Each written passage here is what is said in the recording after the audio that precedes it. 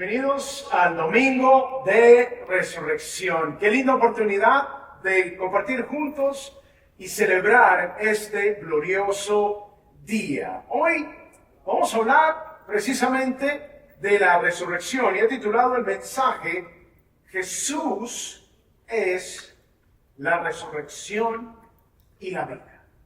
Jesús es la resurrección y la vida. Y vamos a iniciar la lectura bíblica en el punto en el cual la narrativa sucede cuando Jesús está allí en Betania, donde sus grandes amigos, Lázaro, Marta y María, que eran hermanos, y la situación gira en torno a que Lázaro había muerto y Jesús llegó 4 días después. Entonces dice el versículo 23 de Juan 11 hasta el 27, tu hermano resucitará, le dijo Jesús. Marta le contestó, yo sé que resucitará en la resurrección en el día final. Jesús le contestó, yo soy la resurrección y la vida. El que cree en mí, aunque muera, vivirá. Y todo el que vive y cree en mí no morirá jamás. ¿Crees esto? Ella le dijo, sí, Señor. Yo he creído que tú eres el Cristo, el Hijo de Dios, o sea, el que viene al mundo. La idea principal que quiero compartir con ustedes en esta hora es, la resurrección me libera de la tumba del pecado y de la muerte eterna. No sé si alguna vez te has preguntado, ¿qué tiene que ver la resurrección de Jesús hace aproximadamente 2000 años con tu vida hoy? Pascua tras Pascua hablamos de la resurrección. Se ven procesiones en nuestros países de la resurrección, de la crucifixión, de la Semana Santa. Se pasan películas que hablan de todo esto y culmina todo en la resurrección. Y la pregunta que permanece es, ¿qué tiene que ver todo esto conmigo? Estas son las preguntas que vamos a responder a la luz de Juan capítulo 11. Y voy a compartir con ustedes hoy dos verdades que van a transformar tu vida de manera radical. El relato de Juan 11 nos muestra una increíble obra de Cristo cuando Él resucita a Lázaro. Y obviamente la resurrección de Lázaro, a través de esta obra, Jesús está autenticando su identidad. Este es uno de los pasajes más importantes acerca de la resurrección y acerca de la identidad de Cristo. Sin este pasaje no entendemos plenamente quién es Jesús en realidad. Este texto es fundamental para nuestra cristología o nuestro entendimiento de quién es Cristo. Así que vamos a ver este pasaje que solamente Juan lo narra de manera puntual. Así que ustedes tienen sus notas allí y vamos entonces al punto número 1, que es Jesús es la resurrección y la vida. Jesús es la resurrección y la vida. Vamos a empezar por casi el final del evento. Vamos a ir al final y luego nos vamos a devolver. Aquí es cuando Jesús resucita a Lázaro. Y previamente habla con su hermana Marta. Dice el versículo 23 una vez más, tu hermano resucitará, le dijo Jesús. Marta le contestó, yo sé que resucitará en la resurrección en el día final. Jesús le explica a Marta que levantaría a su hermano. Pero ella toma estas palabras como referencia a la resurrección final. Ahora ustedes dirán, pero ¿por qué es necesario que se resucite el cuerpo si, como vimos hace 2 días, el Viernes Santo, nuestra parte material, nuestro espíritu, nuestra alma van a Dios? ¿Por qué es necesario que se resucite el cuerpo? Porque en la eternidad estaremos en cuerpo y en alma. Y aunque al morir nuestra parte material va a la presencia de Dios si somos creyentes, o va a un lugar de tormento si no somos creyentes, el cuerpo será resucitado para vida eterna para los que somos creyentes, y el cuerpo de los no creyentes será resucitado para tormento eterno. Por eso es necesaria la resurrección. Así que Marta está pensando en la resurrección en el día final, cuando los cuerpos de todos sean levantados. Jesús le contestó, yo soy la resurrección y la vida. El que cree en mí, aunque muera, vivirá.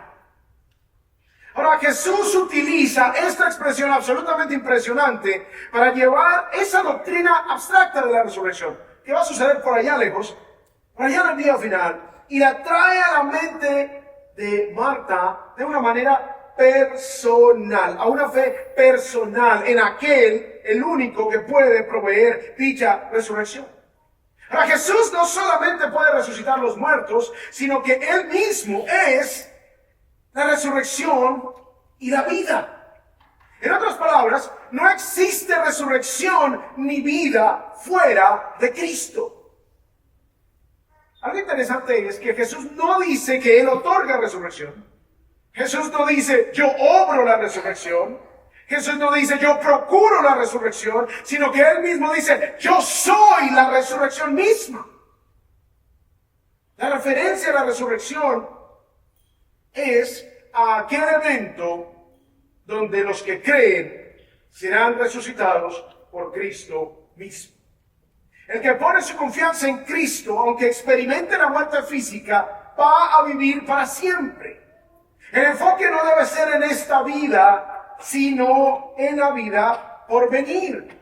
Y dado que Jesús es la resurrección y la vida, no hay nadie más que pueda darle vida a tu tristeza. No hay nadie más que pueda darle vida a tu matrimonio. No hay nadie más que le pueda dar vida a tu relación con tus hijos. No hay nadie más que le pueda dar vida a tu pasión por Dios, a tu relación con Dios. No hay nadie más que pueda avivar, resucitar tu ministerio. No hay nadie más que pueda darle vida al plan que Dios tiene para ti. Eso es lo que significa que Jesús es la resurrección y la vida.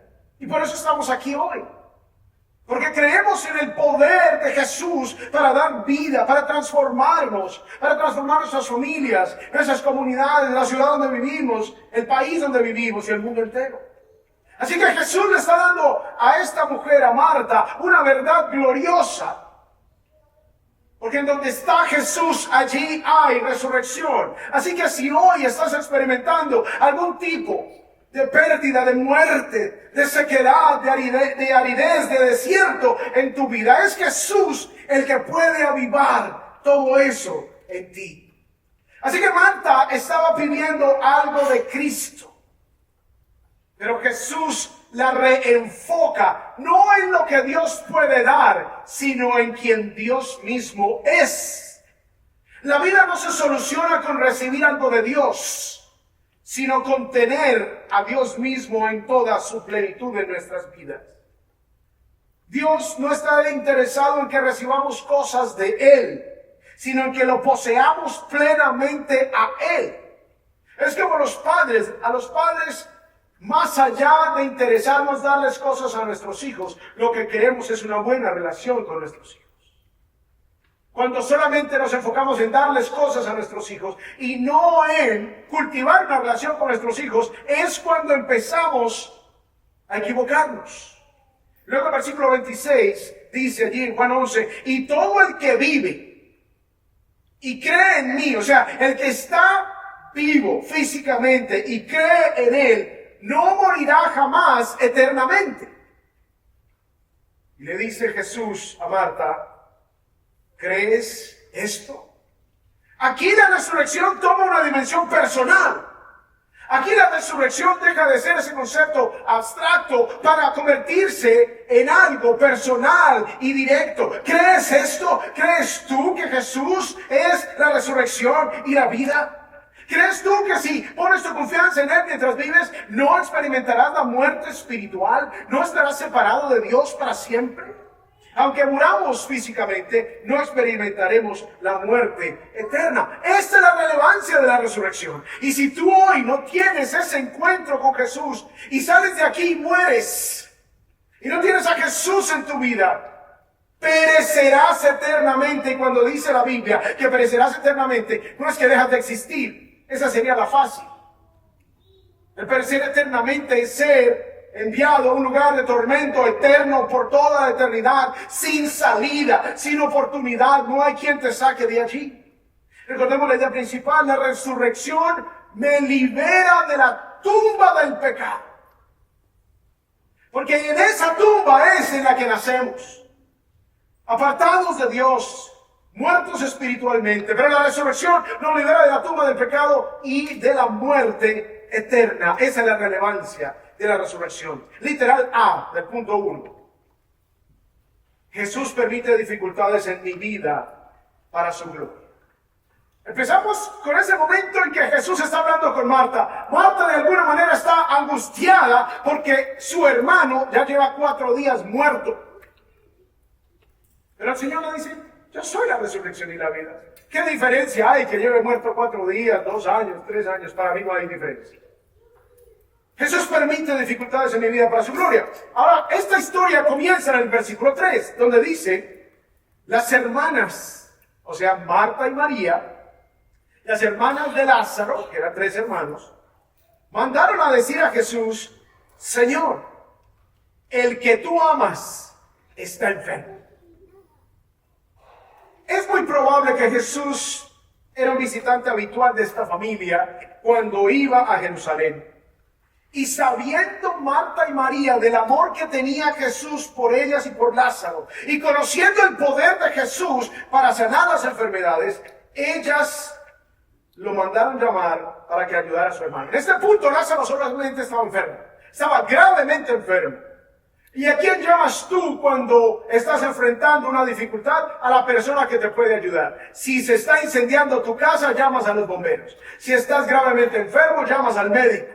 Esta familia sabía quién tenía el poder absoluto sobre todas las cosas y por eso lo mandan llamar.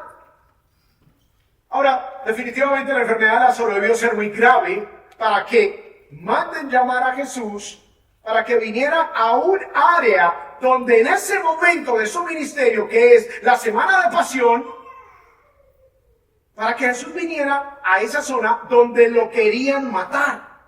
O sea, la base de la petición de estas mujeres está basada en el amor del Señor por Lázaro. Y por lo tanto esperaban que Jesús fuera y lo ayudara a ti. El que tú amas está enfermo. Señor, tú lo amas y por lo tanto tú vendrás y harás algo al respecto, ¿cierto? Versículo 4. Cuando Jesús lo oyó, o sea, mandan un mensajero, el mensajero llega a donde estaba Jesús y Jesús dijo, esta enfermedad no es para muerte, sino para la gloria de Dios. Para que el Hijo de Dios sea glorificado por medio de ella. O sea, Dios permite situaciones difíciles en nuestra vida para mostrar su gloria, para mostrar su poder, para mostrar su presencia en nuestras vidas. Y Jesús hace una declaración interesante en la que explica el propósito por el cual Lázaro está gravemente enfermo. Y es que no sería una situación de muerte definitiva. El propósito sería que Dios iba a hacer algo y que todo el mundo glorificaría a Dios. Todo el mundo diría, ¡wow! Dios es grande. Muchas veces Dios permite enfermedad en nuestras vidas. Muchas veces Dios permite escasez. Muchas veces Dios permite dificultades para Él mostrar su gloria. Y estoy hablando de eventos, no en los que nosotros mismos nos metemos. No, esos no son los eventos de los que estoy hablando. Porque nos metemos en problemas constantemente por nuestras malas decisiones. Estoy hablando es que a veces Dios, fuera de nuestro control, fuera de nuestra intervención, Dios permite cosas difíciles. Porque ¿cómo ha Dios de mostrar su provisión si siempre lo tienes todo? ¿Cómo ha de mostrar Dios su fortaleza en nuestras vidas si nunca estamos débiles o cansados? ¿Cómo ha Dios de mostrar su compañía si nunca estamos solos? ¿Cómo ha Dios de mostrar su consuelo si nunca estamos heridos? ¿Cómo ha Dios de mostrar su paz si nunca estamos turbados? ¿Cómo ha Dios de mostrar su fidelidad si nunca nadie nos traiciona? Dios muestra su gloria por medio de nuestras debilidades. Por eso esos sistemas religiosos que dicen, pare de sufrir, son mentira. El propósito de Dios no es que tú pares de sufrir en este mundo. El propósito de Dios es que tú tengas una relación con Él para que puedas disfrutarlo a Él por siempre. Y a veces las dificultades son las que nos llevan a Él. Una señora me llamó hace 2 semanas. Ay, mira, es que me dijeron que en su iglesia ayudan a la gente. Le dije, claro que sí. Es que necesito pagar mi renta. Y le dije, ¿tú crees que necesitas pagar tu renta? ¿Tú crees que ese es tu problema principal? Ahora no se puede pagar ahorita. ¿Y el próximo mes qué? ¿Y el otro qué? Tu problema principal es que tú no tienes una relación con Dios. Ese es tu problema principal. Sí, claro, hay la dificultad humana, básica. Pero tu problema más grande es que tú no tienes una relación con Dios. Así que yo te animo a que vengas y busques al Señor, y el Señor proveerá, y el Señor suplirá lo que tú necesitas conforme a su propósito. A veces no lo hace directamente, a veces sí. Todavía lo estoy esperando. Queremos la mano de Dios. Queremos que nos pague la renta.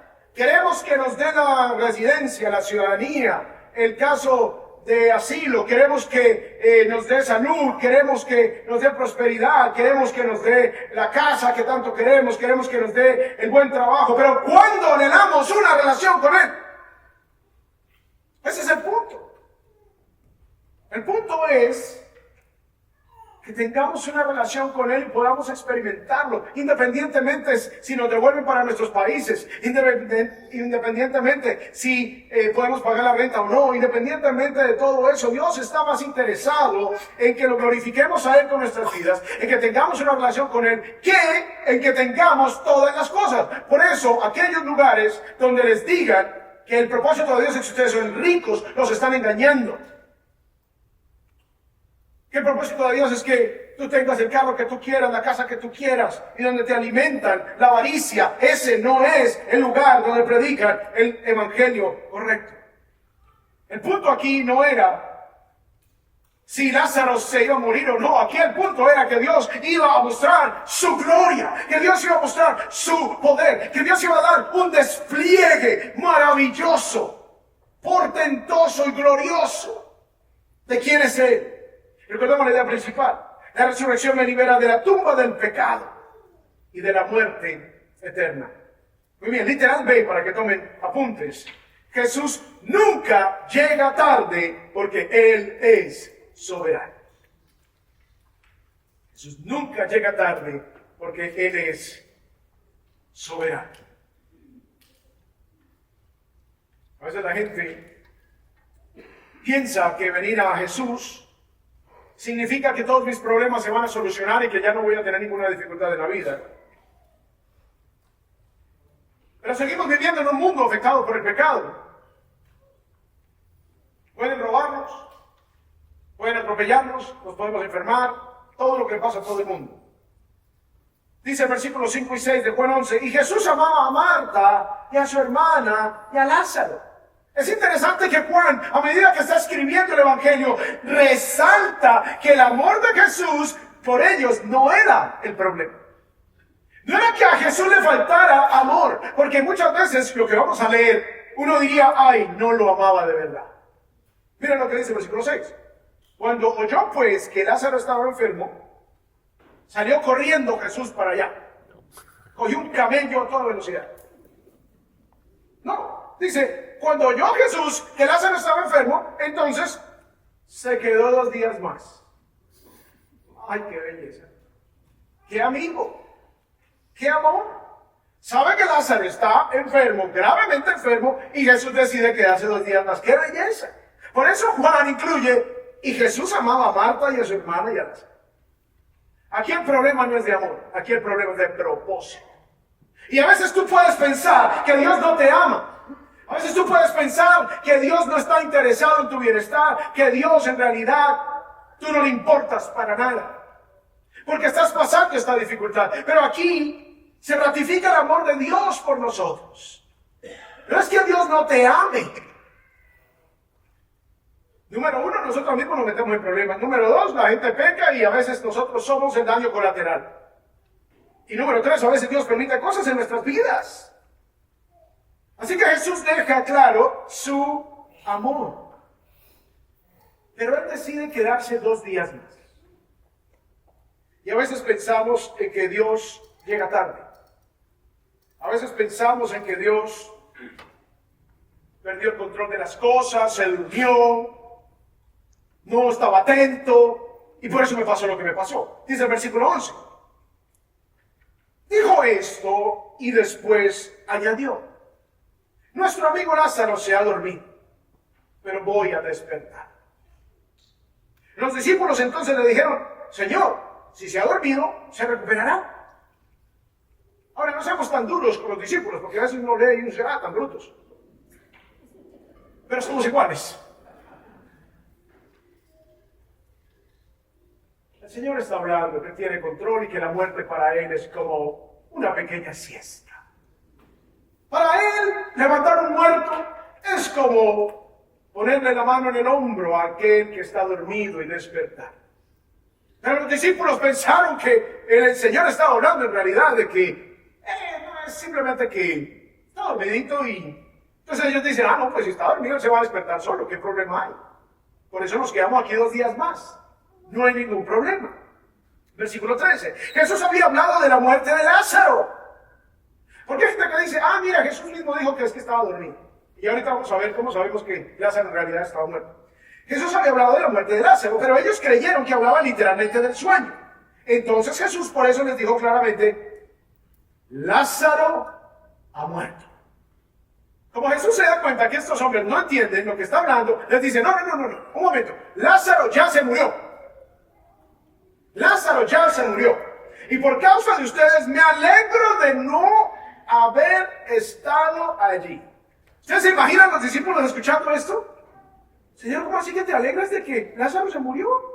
¿Cómo así que te alegras de que estamos tarde? ¿Cómo así que te alegras de que no estuviste allí para prevenir semejante tragedia? ¿Cómo es esto? Pero él dice: por causa de ustedes me alegro de no haber estado allí, para que crean. Pero vamos. ¿A dónde está él? Ya se murió, pero vamos.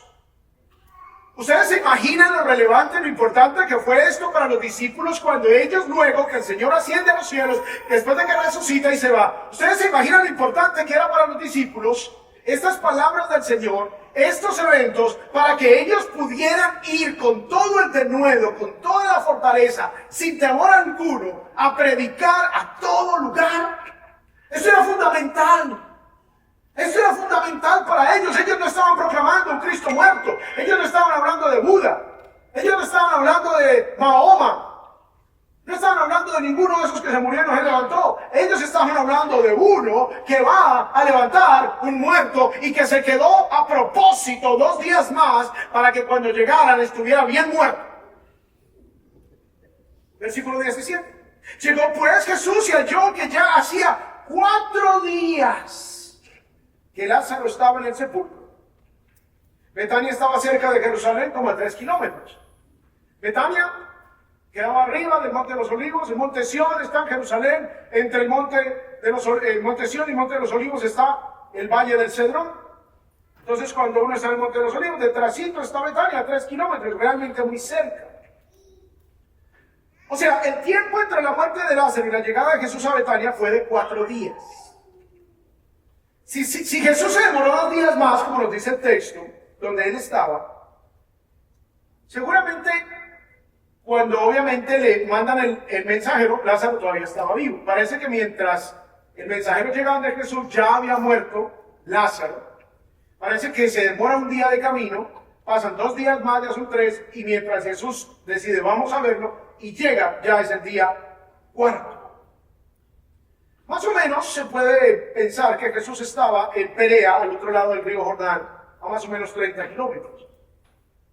Y es obvio que después de 4 días, un cuerpo ya estaría descompuesto. Versículo 19.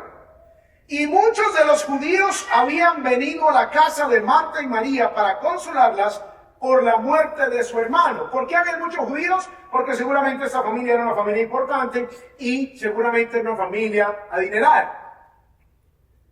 Era una familia importante. Muchos judíos habían ido a Jerusalén, 3 kilómetros. Se enteraron que murió Lázaro. Fueron muchos judíos a acompañar a la familia. Versículo 20. Entonces Marta, cuando oyó que Jesús venía, lo fue a recibir. Pero María se quedó sentada en casa. Ya el hermano lleva 4 días de muerto, lo habían metido allá en la cueva. Recuerden que en el primer siglo las tumbas no eran debajo de la tierra, sino que eran cavadas en las rocas grandes y allí se metía al muerto y luego se ponía una roca grandota para que el olor no saliera. Así que entonces Marta escucha que Jesús venía, lo fue a recibir, María se queda en casa y Marta dijo a Jesús: Señor, si hubieras estado aquí, mi hermano no habría muerto. Aún ahora yo sé que todo lo que pidas a Dios, Dios te lo concederá. Qué tremendo, ¿no? ¿Será que nosotros tenemos ese mismo tipo de confianza? Señor, sé que me está pasando esto, pero yo sé que tú puedes hacer lo que quieras. La pregunta es si es tu voluntad o no es tu voluntad. Dios, ella sabía que el Padre escucharía cualquier petición del Hijo. Pero obviamente hay un reclamo reprimido al Señor. Si hubieras estado aquí. Y muchas veces pensamos que nuestra situación es difícil es porque Dios no estaba ahí. Y pensamos que por eso es que estamos experimentando lo que estamos experimentando. Recordemos la idea principal: la resurrección me libera de la tumba, del pecado y de la muerte eterna. Hacia eso apunta todo. No es hacia nuestras situaciones temporales. Punto número 2, para que tomen nota. Debo creer en Jesús para recibir la resurrección y la vida. Hablamos que Jesús permite dificultades en mi vida para su gloria. Hablamos que Jesús nunca llega tarde porque Él es soberano. Él tenía todo bajo control. Él no llegó tarde allá en ese evento y Él no llegará tarde en el momento en que tú lo necesitas. El punto es que tú debes creer en Jesús para recibir la resurrección y la vida. Dios no funciona como un bombero que tú lo llamas a que te apague el fuego y luego se va. A veces Él tiene que permitir que tu casa se queme por completo para que lo busques de corazón. Versículo 25. Jesús le contestó: yo soy la resurrección y la vida. El que cree en mí, aunque muera, vivirá. Y todo el que vive y cree en mí no morirá jamás. ¿Crees esto? Necesitas creer en Jesús, y creer en Jesús significa vivir para Jesús, caminar con Jesús, obedecer a Jesús. Creer en Jesús no es simplemente que tú vives tu vida como te da la gana y de vez en cuando piensas en Jesús o te persignas o cargas una medalla o cargas un afiche o cargas una cadena como si fuera una cuestión de un agüero o de una buena suerte o de una burbuja protectora de la buena suerte. Necesitamos caminar con Jesús.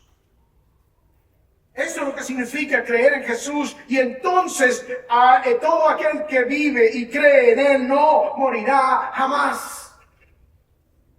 Amados, es mi deseo y es el deseo de Dios. Y lo vemos aquí en su palabra. Que hoy todos salgamos de aquí habiendo puesto nuestra confianza en Jesús como único y suficiente Salvador. Que hoy tomemos la decisión definitiva de dedicarnos a caminar con Jesús. De dejar la vida de autosuficiencia, porque tarde o temprano Dios tocará áreas en tu vida y te demostrará que no puedes. Y ahí viene el fracaso fuerte. Qué rico poder hacerlo antes. Qué maravilloso no tener que experimentar el dolor. Versículo 27. Ella le dijo: sí, Señor, yo he creído que tú eres el Cristo. Recordamos, Cristo significa el Mesías, el ungido, el prometido. Y dice, el Hijo de Dios. Tú eres Dios hecho hombre. O sea, el que viene al mundo, el enviado, el que hablar a los profetas. Tú eres el Salvador. Así que después de esto, Marta va a llamar a su hermana María. Ella corrió donde estaba Jesús, afuera de la aldea. Los judíos que estaban con ellos en la casa fueron con ella pensando que había ido al sepulcro. Claro, la ven que se para, sale corriendo, todos van detrás de ella a ver qué pasó. Versículo 32. Al llegar María donde estaba Jesús, ahora viene la otra hermana, la contemplativa. Marta era la que estaba ocupada siempre con todos los quehaceres, la acelerada. Y a la Marta, la contemplativa, viene a Jesús cuando lo vio, se arrojó a sus pies diciendo: Señor, palabras conocidas. Si hubieras estado aquí, mi hermano no habría muerto. Cuando Jesús lo vio llorando, y a los judíos que vinieron con ella llorando también, se conmovió profundamente en el espíritu y se entristeció. Y luego dijo en versículo 34, ¿dónde lo pusieron?, preguntó Jesús. Señor, ven y ve, le dijeron. Ahora, la costumbre judía requería que aún una familia pobre contratara mínimo 2 flautistas en un velorio, en un entierro, y una mujer que lloraba profesionalmente. Eso era chistoso, ¿no? Pero esa era su carrera. Bueno, ¿y tú qué haces? No, soy llorona. Esa era su carrera. Entonces ella llegaba a los velorios y excelente. Durante todo el velorio. Entonces, entre más dinero tenía la familia, pues más podían contratar. Y entre más gente llorando, pues wow, era una persona muy querida. Miren cómo lloran. Entonces, aquí dice que cuando la vio llorando y a los judíos que vinieron con él llorando también, se conmovió profundamente en su espíritu. Hay algo interesante. A veces la gente piensa que Jesús está llorando porque le dio pesar que se murió Lázaro. Pero pensemos por un momento. Si ustedes van a un funeral a resucitar un muerto, ¿ustedes van a llorar? No, ustedes llegan, sí, subiéndose las mangas. Bueno, ¿dónde están muertos? Todo el mundo llorando y feliz. Algo interesante es que aquí donde dice que se conmovió profundamente en el espíritu, en realidad en griego, que es el idioma en el que se escribe, dice que Jesús se enojó. Mira cómo lo traduce la Nueva Traducción Viviente, lo hace muy bien, versículo 33. Cuando Jesús lo vio llorando y vio que los demás lamentaban con ella, se enojó en su interior y se conmovió profundamente. O sea, Jesús se enojó. Ahora ustedes dirán, ¿y por qué se enojó? Es curioso, la palabra que se utiliza aquí es una palabra que describe el resoplido de la nariz de un caballo. O sea, es como cuando uno está furioso y expira fuertemente. Esa es la expresión. O sea, Jesús estaba enojado. Jesús tenía indignación. Jesús estaba molesto. La pregunta es, ¿por qué Jesús estaba molesto? Versículo 35. Es el versículo más corto de la Biblia. Ya se lo saben, miren, ya. Ustedes pueden decir que yo memoricé algún versículo. Juan 11:35, Jesús lloró. Qué inteligente es. Jesús lloró. Ahora, uno diría, bueno, pues lloró Jesús porque quería tanto a Lázaro y al verlo muerto le dio pesar. Pero de nuevo, eso no tiene sentido. Ahora, lo que es evidente por el texto es que Jesús está llorando con una profunda indignación, y lo más probable es que al Jesús ver la consecuencia del pecado que es la muerte, al Jesús ver el dolor que genera el pecado y la muerte, se indigna, se molesta con la realidad triste de la humanidad que está perdida en sus delitos y pecados. Y el llanto que surge del Señor Jesús no es el llanto de un velorio, es el llanto de una humanidad perdida, eternamente perdida, una humanidad completamente ciega en sus delitos y pecados. Pero miren lo que los judíos decían, versículo 36. Por eso, porque lo vieron llorando, decían, miren cómo lo amaba. Ellos pensaron que Jesús estaba llorando porque es que amaba mucho a Lázaro. Y curiosamente el versículo 37 dice, pero, da una explicación adicional. Pero, algunos de ellos dijeron, algunos de los judíos estaban ahí. Y esto nos da una mejor explicación más amplia de por qué Jesús está enojado. Miren lo que estaban diciendo. ¿No podía este que abrió los ojos del ciego haber evitado también que Lázaro muriera? Ya estaban murmurando en contra de Jesús. Pero antes de que lo expresaran, eso ya estaba en sus corazones, eso ya estaba en sus mentes. Seguramente esta gente estaría diciendo, pero este hombre que llega tarde, no hubiese podido hacer algo, entonces ¿cuál es el Mesías que dice que es? Entonces Jesús de nuevo, miren, de nuevo, dice acá, profundamente conmovido, esto, de nuevo, en el original estaba enojado, pero ahorita lo vamos a ver. Fue al sepulcro, era una cueva y tenía una piedra puesta sobre ella. Miremos el versículo en la Nueva Traducción Viviente, el versículo 38. Pero Jesús todavía estaba enojado cuando llegó a la tumba. Una cueva con una piedra que tapaba la entrada. ¿Cómo no va a estar Jesús molesto ante la incredulidad, ante la ceguera de esta gente? Puestos sus ojos solamente en lo que ellos quieren ver, en lo que ellos creen que necesitan. Y se olvida de lo que Dios quiere hacer. Así que el Señor no estaba triste por la muerte de Lázaro, estaba enojado por el pecado de los judíos, por el pecado de la humanidad, por los efectos del pecado. Obviamente esto trae indignación al Señor, a tal punto que trae lágrimas a sus ojos. Jesús se lamenta cuando vivimos apartados de Él. Jesús se lamenta cuando no nos dedicamos a conocer su palabra y pensamos tonterías acerca de su naturaleza, porque no buscamos la verdad. Entonces nos inventamos un propio Dios. Un Dios que me tiene que ayudar aunque yo no haga nada de lo que me pide. Un Dios que está obligado a bendecirme aunque a mí me importe 5 centavos lo que dice su palabra. Ese Dios no existe.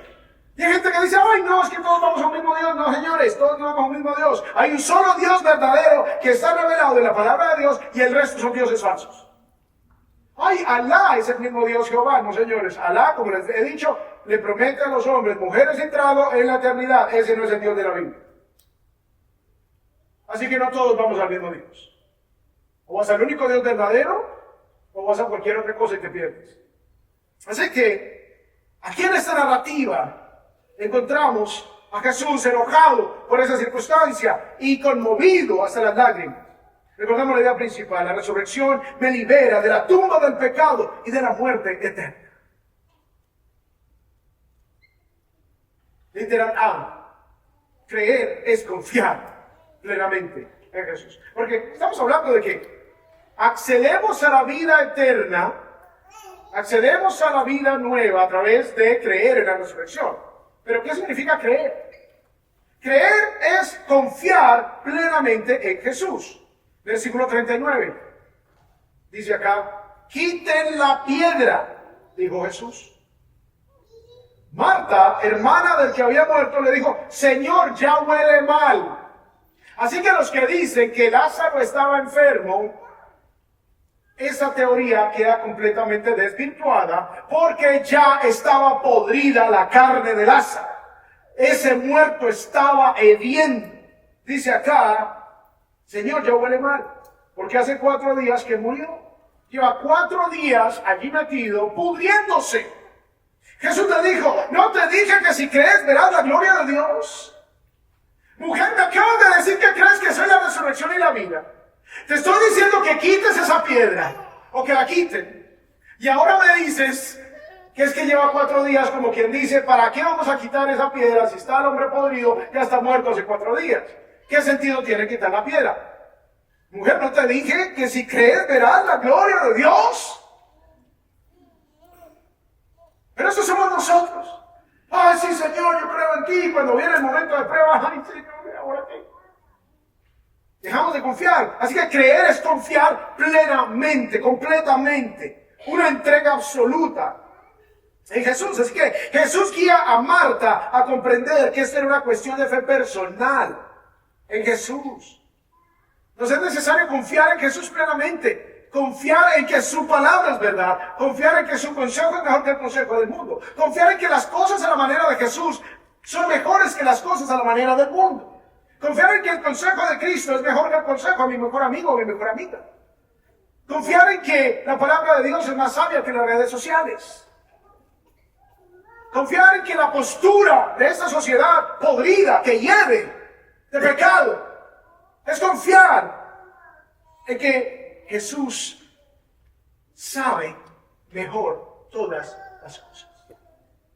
Él sabe todo de manera perfecta. Entonces, cuando yo creo en Jesús, confío plenamente en Él y entonces tengo vida espiritual y vida eterna. Versículo 41. Entonces quitaron la piedra. Jesús alzó los ojos y dijo, Padre, Te doy gracias porque me has oído.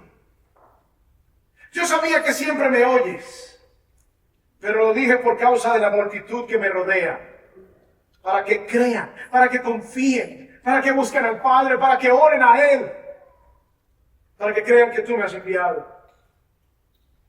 Habiendo dicho esto, gritó con fuerte voz: ¡Lázaro, sal fuera! Qué interesante. Jesús no le pidió a Dios que levantara a Lázaro, sino que le agradeció porque ya le había respondido. Habiendo dado gracias, mandó a aquel muerto resucitar. De esta manera no quedaría duda alguna que Jesús era el enviado por el Padre.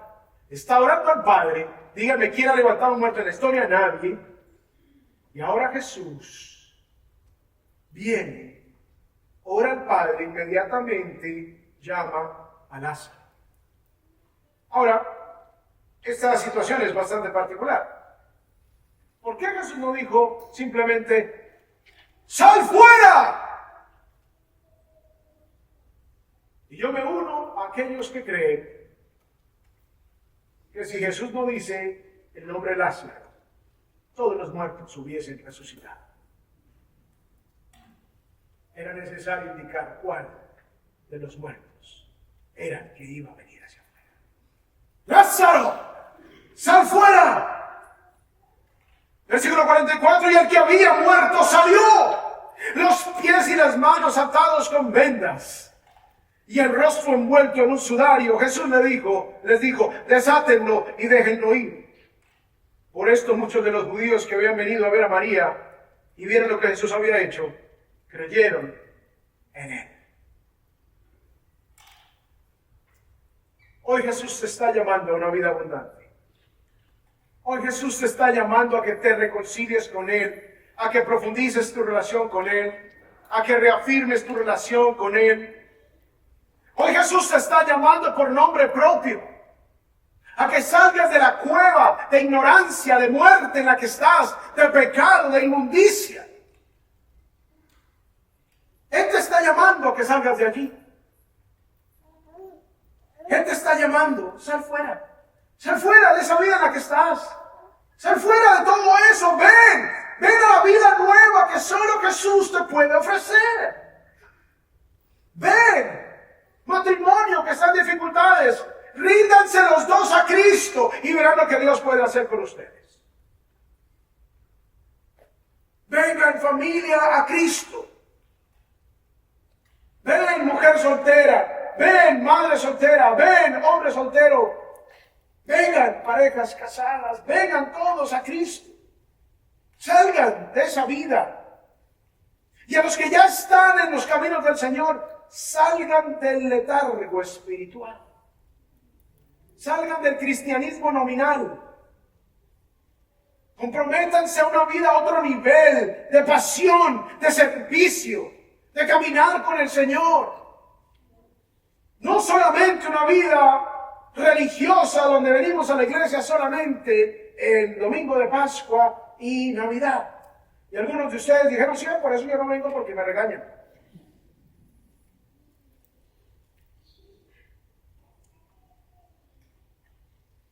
Lo último que quiero es endulzarles el oído y que se vayan engañados.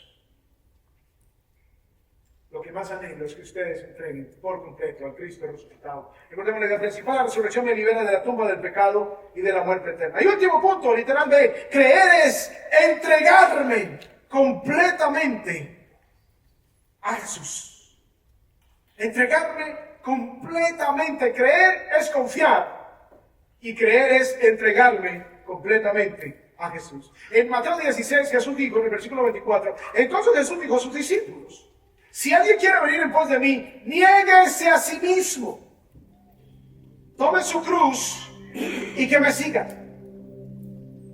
Porque el que quiera salvar su vida la perderá. Pero el que pierda su vida por causa de mí, la hallará. El que entregue su vida, el que diga, aquí es todo lo que yo quiero, todo lo que yo anhelo, pero hay muchas cosas que son pecado, hay muchas cosas que no están bien, hay muchas cosas que no son la voluntad de Dios. Yo niego mi vida para vivir la vida de Cristo. Entonces así hallarás la vida. Esto es una entrega por completo. Es una entrega por completo a Cristo. No es una entrega por pedacitos. No es una entrega de vez en cuando. No es una entrega que cuando me provoque, cuando me cuadre. No es una entrega donde escojo los pasajes bíblicos que me convienen. No, es una entrega absoluta. Y versículo 25 dice, Jesús le contestó, yo soy la resurrección y la vida. El que cree en mí, aunque muera, vivirá. Y todo el que vive y cree en mí no morirá jamás. ¿Crees esto? Ahora la pregunta es para ti. ¿Crees esto? ¿Crees que Jesús te puede dar vida nueva? Porque si tú lo crees, entonces es el momento en que entregues tu vida por completo a Él. Y si ya estás en Cristo, en que des un paso aún más allá para entrar en una relación a otro nivel de mayor compromiso con el Señor. La resurrección de Lázaro era una ilustración simplemente de lo que iba a ser Jesús. Él es la resurrección y la vida. Él iba a retomar su propia vida. Él la entregó voluntariamente y la iba a tomar una vez más. Él puede restaurar tu vida. La pregunta es, si tú lo crees y si tú te entregas a Él.